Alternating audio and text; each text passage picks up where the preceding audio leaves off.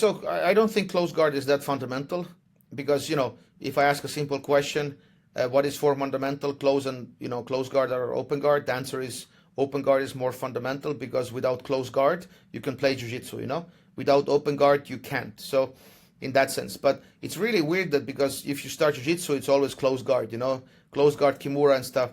But then when you watch competitions, it's not.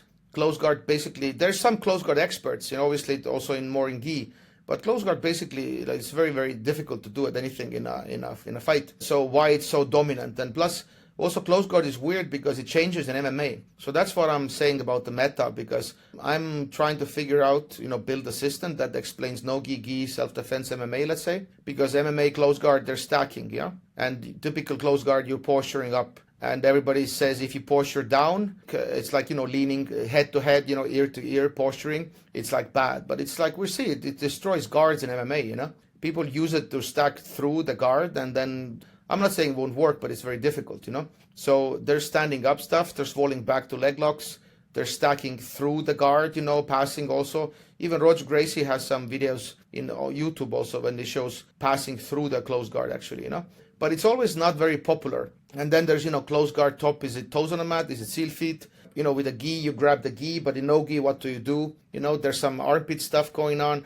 I feel like close guard is a lot of opinionated, People do this, people do that, people do this. They always try to compensate, and there's not like something that dominates. People still think, that the collar, you grab the gi and pants, but then Keaton says nothing else works. You grab the lapels and push it to the armpits, That's the best. And then it's like some old respectful dude saying, no, get the gi, get the pants. And then it's toes on a mat or no toes on a mat. It's a mess. And then we see, if you do this information and then you go MMA, it won't work anymore. You have to do it differently. So why it's different? But maybe we can do MMA stuff also in gi and no gi, So why it's so different? It's like in grappling sports, we're keeping posture up, but in pinning sports, and let's say even in striking sports, we're keeping it, posture down most likely. So it's like I want to understand how to do it. And there's very few actually information out there.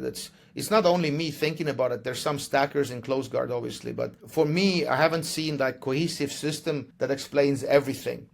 Most likely somebody prefers this, somebody prefers that, but I want to understand the bigger picture, It's like with leg locks, some people say, oh, I don't like 50-50. Yeah, no shit, but you need it, It's like maybe you like your deviation, maybe you like inside, whatever the controls and outside, but still 50-50 is part of the leg lock meta, And your deviation might not be the best version. So for people in your gym, you have to teach everything, including 50-50. So they could make their choice, So in close guard also, we should teach everything and not what we think is best. Maybe some people are good in stacking. Some people are standing up. Some people could open on their knees, Some people fall to leg locks.